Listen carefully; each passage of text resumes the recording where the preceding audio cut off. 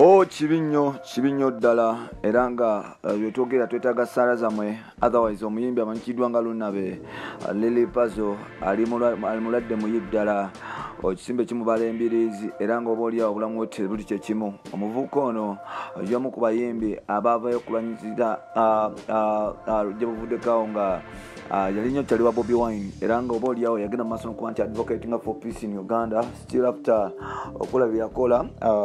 Last week yalabirwako mu meeting nga bagezaako okuba nti bateesaganya ne gavumenti okugezaako okuba nti oba oliawo gavumenti nayo eddikirira music industry.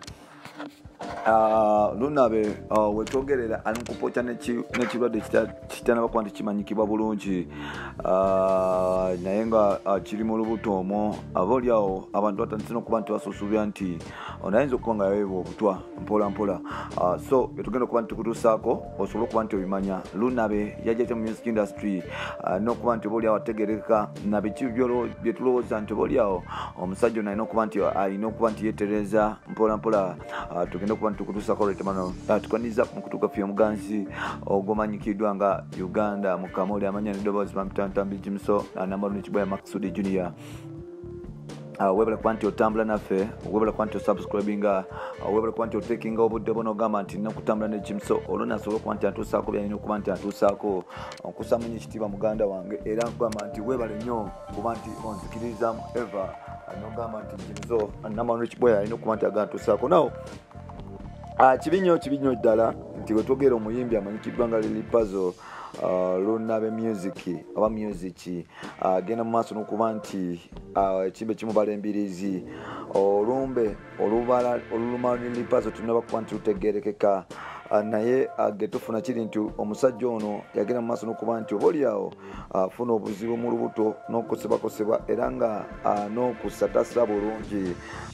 Bino nno abasinga babadde batandise okuba nti babigeraganya ku covid ate nga ne propaganda atandise okuba nti atambula nti oba oliawo omwami ono yagenda mu maaso n'okuba nti aweebwa obutwa. Lily Puzzle y'omu ku bayimbi abali talented. He can write and sing and still asobola okukola ebintu ebirala. Y'omu ku talkative artist betulina mu Uganda, ayogera nnyo ebiseera ebisinga ate nga yakuguddemuko. Yes, toyinza kuba nti okivaako. Lily Puzzle yatukubira akayimba ke twasinga okwagala bakayita emmotoka. Genda ogule emmotoka oleme kufa nga toguze emmotoka. Era nga Lily Puzzle obulamu bwe bubadde bwanjawulo, abaddeko n'entalo n'emusajja mukulu amanyikiddwa nga Sipapa era nga yali mu Sipapa Entertainment awo yakubira mpola mpola n'alyoka n'avaayo n'atandika ekibiina kye kimanyikiddwa nga Lunabe music kyagenda maaso n'okuba nti atambuza.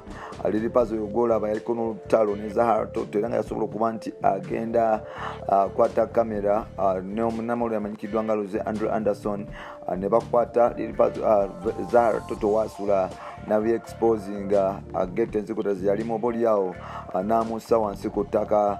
Zahara Toto still olutalo lwagenda mu maaso. Bw'otunulira Lily Puzzle oyinza okulowooza ayinamu kye bayita character ya Moses Radio abiva maaki ate Lily Puzzle ekimuyambako obutatuuka ku character bwetyo nti omuvubuka ono abeera soba.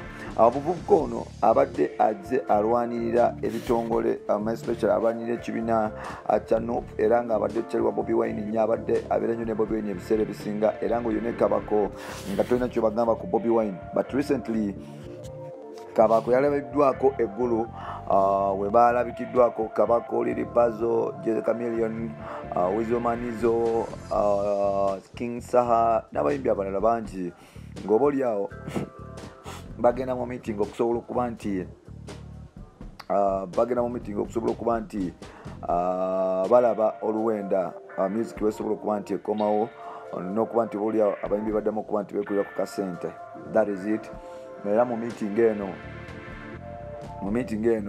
yali eggulu oba oli abafunamu ebibala wabula omukulu ono bwe yava mu meeting eno eggulu yatuukira ku kitanda era nga wetwogerera saawa zino Lily Puzzle ekimbe kimuli bize ataasulewo taasibe yali ku mimwa gy'abantu akoze aweddewo akaaba akumakya emisana n'akawungeezi buli kaseera abeera mu kukaaba olw'obulumi bwalimu. bingi byogerwa nga bagamba nti oba oliawo ono ayinza okuba nga engeri gyali muvubuka ate yakubira emmotoka abantu bangi abamusembereramu especially ebitonde ebyekyalo ebyo nga bagamba nti oba oliawo yatomera naye ate tetunabakuba nti tubitegeera mpolampola abalala batandise kugamba nti oba oliawo omukulu ono baagera maaso nokuba nti bamuwa obutwa naye era still tetunabakuba nti tubikakasa bulungi. However much tulindiridde okulaba omusawo kyekyagamba ku nsonga ya Lilipa Zulunabe kubanga omwana oyo tukyamwetagira ddala ate ng'alina ebintu by'okukola mu ggwanga lyattu Uganda. Lilipa Zulunabe mu kubayimbi abatonotono abogera he speaks his mind, tafaayo oba gwani as long as ye kyawulira nti kyekituufu kyayogedde agenda maaso n'okuba nti abikolerayo mu kwabo abayimbi betubadde twenyumirizaamu nnyo. Tumusabire bambi adde engulu olwonna asobole okuba nti atusakata emiziki kubanga ate tukyamwetagira ddala era ngenda kusaba wenna ali wano ogende maaso n'okuba nti omusabira essaala emoze engulu oba oliawo naye afune ku ssanyu ng'abalala balirina ne famire etandika okuba nti eddamu okufuna ku maanyi kubanga omusajja ono ali mulwadde ddala mpolampola.